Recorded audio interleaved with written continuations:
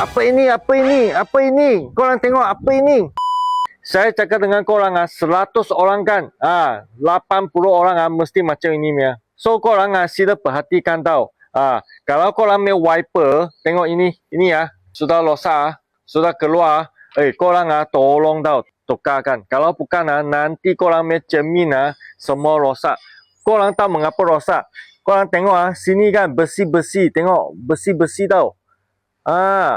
Lagipun dia ini plastik-plastik nanti dia sudah sentuh korang punya cermin kan. Korang wiper punya masa dia mesti kena tau. Faham tak? Saya cakap dengan korang jangan main-main Saya sudah perasan tau. 100 buah kereta kan mesti 80 buah kereta dia punya itu wiper plate so rosak punya. Mereka tak ada tukar punya. Korang tahu nanti kalau korang punya wiper plate hanya RM10 atau RM20 korang tak nak tukar.